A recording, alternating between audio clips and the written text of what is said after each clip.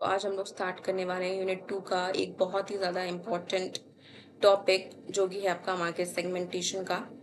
तो ये particular lecture start करने से पहले मैं आपसे एक सिंपल सा क्वेश्चन पूछना चाहती हूँ। सोचिए अगर कंपनी मार्केट में सिर्फ एक ही प्रोडक्ट लॉन्च करे और सोचे कि ये प्रोडक्ट हर एक कस्टमर को पसंद आ जाएगा, तो क्या ये पॉसिबल है? आंसर इज नहीं। क्यों? क्योंकि मार्केट में हर एक कस्टमर अलग है, किसी की इनकम अलग है, किसी की एज अलग है, किसी का लाइफस्टाइल अलग है, किसी की नीड्स अलग है और इसी वजह से कंपनीज आज मास मार्केटिंग पर डिपेंड नहीं करती हैं। वो मार्केट को क्या करती है, छोटे छोटे ग्रुप्स में डिवाइड कर देती हैं और इसी प्रोसेस को हम बोलते हैं market segmentation. So basically the company cannot appeal all the buyers in the marketplace in the same way कि सारे लोग एक ही तरीके से उनको अपील करने से प्रोडक्ट बिक जाएगा, ऐसा नहीं हो सकता। हमें स्ट्रैटेजी सबके हिसाब से बनानी पड़ती है। अब सोचिए अगर एक कॉलेज स्टूडेंट मोबाइल फोन खरीदेगा, बिजनेसमैन खरीदेगा, एक रिटायर्ड पर्सन मोबाइल खरीदेगा, तो क्या तीनों की एक्सपेक्टेशन सेम होंगी? तो इसका आंसर भी है बिल्कुल नहीं।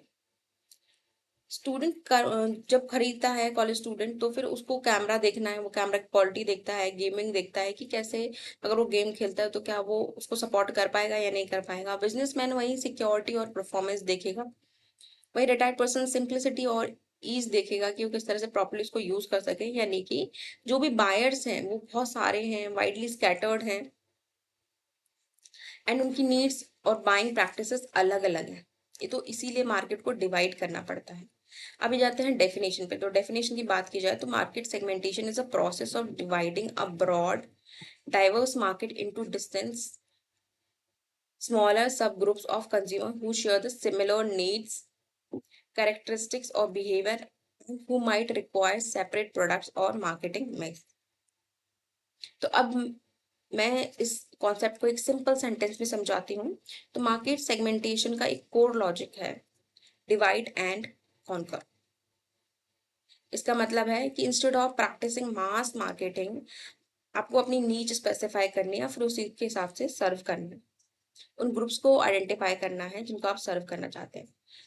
सपोज करो एक कंपनी हेल्दी स्नैक्स लॉन्च करना चाहती है। अब वो पूरे इंडिया को टारगेट नहीं करेगी, वो टारगेट करेंगी हेल्थ कॉन्शियस कंज्यूमर को। जो जिम गोइंग यूथ है उसको करेगी, वर्किंग प्रोफेशनल्स को करेगी और उनके अकॉर्डिंगली प्रोडक्ट और प्रमोशन स्ट्रैटेजी बनाएगी। तो यही क्या है, आपकी मार्केट सेगमेंटेशन है। अब सवाल आता है आखिर कंपनीज मार्केट सेगमेंटेशन करती ही क्यों है, इसका फायदा क्या है? तो सबसे पहले तो आ जाता है फैसिलिटेट टारगेट मार्केटिंग। सोचिए अगर आप एक कोचिंग इंस्टीट्यूट चला रहे हो और आप क्लास 10th 12th और बीकॉम एमबीए यूपीएससी सब स्टूडेंट्स को एक ही एडवर्टाइजमेंट दिखा दोगे, तो क्या एडवर्टाइजमेंट इफेक्टिव होगी? नहीं ना। हर एक ग्रुप की नीड्स अलग हैं, इसीलिए सेगमेंटेशन टारगेट मार्केटिंग में हेल्प करती है। कंपनी स्पेसिफिक कंज्यूमर ग्रुप के लिए कस्टमाइज्ड मार्केटिंग प्रोग्राम बना सकती है। फिर आ जाता है आपका बेटर एलोकेशन ऑफ रिसोर्सेस। मतलब हर एक जो कंपनी है उसके रिसोर्सेस काफी ज्यादा लिमिटेड है, तो वेस्टेज हम लोग नहीं अफोर्ड कर सकते क्योंकि बजट भी लिमिटेड है, टाइम भी लिमिटेड है। तो मार्केट सेगमेंटेशन कंपनी को ये डिसाइड करने में हेल्प करती है कि मार्केटिंग फंड्स कहाँ इन्वेस्ट करने चाहिए। इसका रिजल्ट क्या होगा? सबसे पहला तो हाईएस्ट रिटर्न्स मिलेंगे एज वेल एज वेस्टेज कम होगा। नेक्स्ट रहता है identification of market opportunity. Identification of market opportunities की बात करी जाए तो कभी कभी मार्केट में कुछ कस्टमर ग्रुप हैं जिनकी नीड्स प्रॉपरली सेटिस्फाई नहीं होती है। तो सेगमेंटेशन उन हिडन अपॉर्चुनिटीज को आइडेंटिफाई करने में हेल्प करता है, जैसे कि वर्किंग प्रोफेशनल्स के लिए अफोर्डेबल हेल्दी स्नैक्स बनाने, ऑर्गेनिक स्नैक्स बनाने के लिए। तो कंपनीज अगर इस नीड को आइडेंटिफाई कर ले तो उसके लिए ये नया मार्केट अपॉर्चुनिटी खोल देता है। वहीं नेक्स्ट आ जाता है आपका हायर कस्टमर सेटिस्फेक्शन। ये सबसे ज्यादा इंपॉर्टेंट पॉइंट है। जब कंपनी कस्टमर की एग्जैक्ट नीड्स के अकॉर्डिंग प्रोडक्ट डिजाइन करती है तो कस्टमर सेटिस्फेक्शन ऑटोमेटिकली इंक्रीज हो जाती है और सेटिस्फाइड कस्टमर रिपीट परचेज करता है।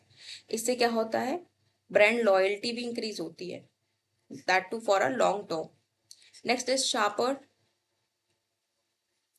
Competitive strategy. यानी कि कंपटीशन तो हर मार्केट में है, लेकिन सेगमेंटेशन कंपनीज को कॉम्पिटिटर्स को बेटर अंडरस्टैंड करने में हेल्प करता है कंपनीज आइडेंटिफाई कर सकती हैं कि कॉम्पिटिटर्स किस सेगमेंट में को टारगेट कर रहे हैं, उनकी स्ट्रेंथ क्या है, वीकनेस क्या है, और उसी हिसाब से फिर अपनी स्ट्रैटेजीज को कंपनीज इंप्रूव कर सकती हैं।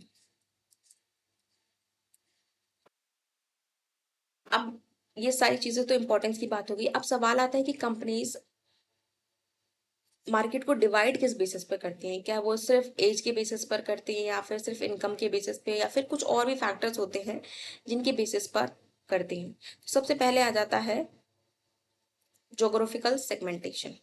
तो जोग्राफिकल सेगमेंटेशन में सोचिए कि अगर हम बात करें राजस्थान की और केरला की, तो क्या दोनों के कंज्यूमर की नीड सेम होगी? बिल्कुल नहीं, क्योंकि राजस्थान में गर्मी ज्यादा है, वहीं केरला में ह्यूमिडिटी ज्यादा है। तो उसी हिसाब से कंपनीज भी लोकेशन के बेसिस पर मार्केट डिवाइड कर देती हैं। इसको हम क्या बोलते हैं? Geographical segmentation. इसमें वेरिएबल्स कौन से होते हैं? पहला वेरिएबल है रीजन। रीजन है सिटी साइज हो गया, क्लाइमेट हो गया, पॉपुलेशन डेंसिटी हो गया।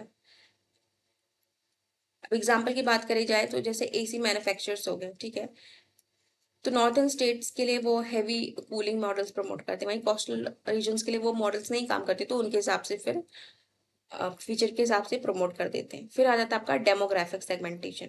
तो डेमोग्राफिक ही सबसे ज्यादा कॉमन है। तो जैसे एक बेबी प्रोडक्ट हो गया, एक एंटी एजिंग क्रीम हो गई, तो वो दोनों सेम ऑडियंस को नहीं टारगेट कर सकते उन प्रोडक्ट को लेके। क्यों? क्योंकि एज डिफरेंस आ रहा है यहाँ पे। एक तो बच्चे के लिए हो गया, ठीक है, और दूसरा बड़े लोगों के लिए हो गया, ठीक है। यहाँ पे एज डिफरेंस आ रहा है, तो यहाँ पर अगर वेरिएबल्स की बात की जाए तो इसको डिवाइड किया जाता है एज के बेसिस पे, जेंडर के बेसिस पे, मार्केट को फैमिली साइज के हिसाब से, इनकम, ऑक्यूपेशन और एजुकेशन, इन सब के बेसिस पर मार्केट को डिवाइड किया जाता है। एग्जाम्पल की बात की जाए, जैसे ऑटोमोबाइल कंपनीज हो गई, तो वो जो भी कार वगैरह लॉन्च होती है, ठीक है, तो सिर्फ और सिर्फ लग्जरी कार्स नहीं हो रही है, बल्कि जो लोग नहीं अफोर्ड कर सकते लग्जरी का, तो उनके बजट के हिसाब से भी एंट्री लेवल की कार्स लॉन्च की जाती हैं। अब बताते हैं साइकोग्राफिक सेगमेंटेशन पर।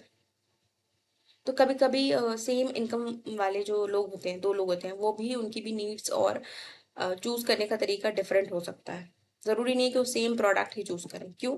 क्योंकि उनकी लाइफस्टाइल और पर्सनालिटी डिफरेंस हो सकती है। तो ये किस पे बेसिस पर होता है?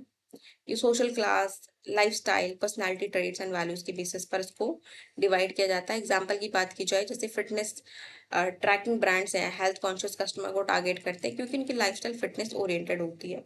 नेक्स्ट आ जाता है बिहेवियरल सेगमेंटेशन। सब कस्टमर जो कंज्यूमर्स होते हैं प्रोडक्ट को सेम वे में यूज नहीं करते हैं। कुछ कस्टमर लॉयल होते हैं, कुछ ओकेजनली परचेज करते हैं, और कुछ हैवी यूजर्स होते हैं। तो इसी बेसिस पर सेगमेंटेशन और बिहेवियरल सेगमेंटेशन इसको हम बोलते हैं, ठीक है। इसमें वेरिएबल्स क्या है? जैसे कि परचेज ओकेजन कैसा है, ठीक है, यूजर का स्टेटस कैसा है,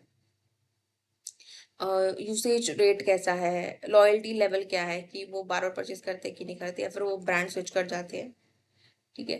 जैसे एग्जाम्पल की बात करी, जैसे एयरलाइंस जो फ्रीक्वेंट फ्लायर्स हैं उनके लिए लॉन्च एक्सेस और हाई फ्रीक्वेंसी जो बिजनेस ट्रैवलर्स होते हैं, तो उनको स्विच ना करना पड़े और वो एक ही ब्रांड पर रहें, तो उसके वजह से ये सारी फैसिलिटीज प्रोवाइड करते हैं।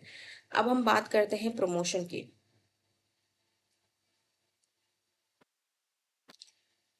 तो अगर कंपनी ने बेस्ट प्रोडक्ट बना लिया, बेस्ट क्वालिटी दे ली और बेस्ट प्राइस भी रख लिया, लेकिन कस्टमर को पता ही नहीं चला कि प्रोडक्ट एग्जिस्ट करता है, तो सेल्स होगी कैसे? बिल्कुल भी नहीं हो पाएगी। तो इसलिए प्रमोशन जरूरी होता है। प्रमोशन मार्केटिंग मिक्स का ही एक एलिमेंट है जो टारगेट मार्केट को इन्फॉर्म, परस्यूट और रिमाइंड करता है कि कंपनी और उसके प्रोडक्ट के बारे में। तो सिंपल लैंग्वेज में अगर मैं बोलूँ, तो प्रमोशन कंपनी और कस्टमर के बीच की कम्युनिकेशन गैप को फिल करता है। तो प्रमोशन मिक्स में हम लोग स्टार्ट करेंगे कुछ एलिमेंट्स के साथ। तो पहले आपका आ जाता है एडवर्टीजमेंट, ठीक है, एडवर्टाइजिंग। तो टीवी एड्स देखे हैं, यूट्यूब एड्स देखे हैं, बिल बोर्ड्स देखे हैं, तो ये सब क्या है? एडवर्टीजिंग के एग्जाम्पल ही हैं। एडवर्टीजिंग जो होती है वो पेड और नॉन पर्सनल कम्युनिकेशन होती है, जिसमें आइडेंटिफाइड स्पॉन्सर अपने प्रोडक्ट या सर्विसेज को प्रमोट करते हैं। इसमें लार्ज ऑडियंस रहती है, वन वे कम्युनिकेशन रहता है एंड पेड फॉर्म में होता है। दूसरा आ जाता है सेल्स प्रमोशन। सेल्स प्रमोशन की बात की जाए तो यहाँ पे जैसे बाय वन गेट वन का जो है, ठीक है, तो इस तरह की टैक्टिक्स यूज की जाती हैं। फेस्टिवल्स ऑफर प्रोवाइड कर दिए, डिस्काउंट दे दिया, ठीक है, एंड सेल प्रोवाइड कर दी। तो ये सब शॉर्ट टर्म इनिशिएटिव्स होते हैं जो इमीडिएट सेल्स इंक्रीज करने के लिए यूज किए जाते हैं। नेक्स्ट आता है पीआर, जिसे आप पब्लिक रिलेशन या पब्लिसिटी के नाम से जानते हैं, ठीक है। तो इसमें पब्लिक रिलेशन का ऑब्जेक्टिव गुडविल क्रिएट करना होता है। कंपनी अपनी पॉजिटिव इमेज क्रिएट करना चाहती है, जो उनकी पॉजिटिव कॉर्पोरेट इमेज है अच्छी रहे। टैक्टिक्स कौन कौन से यूज होते हैं, जैसे कि हमें प्रेस रिलीज हो गए, ठीक है, और corporate sponsorship of community events कर दिया, चैरिटी ड्राइव कर दी, ये सारी चीजें हो जाती हैं। एग्जाम्पल की बात की जाए तो ये सारे इसकी अंडर आ जाते हैं। नेक्स्ट है आपका डायरेक्ट मार्केटिंग। अब डायरेक्ट मार्केटिंग क्या है, तो कभी आपने ईमेल प्रमोशंस देखे होंगे, आपके ईमेल पर आए होंगे, है ना, तो या एसएमएस पर आपको ऑफर आया होगा, या फिर डायरेक्ट मार्केटिंग। तो ये सारी चीजें क्या होती है, डायरेक्ट मार्केटिंग होती है। मतलब ठीक है, तो कंपनी क्या करेगी, कंज्यूमर को डायरेक्टली कम्युनिकेट करती है।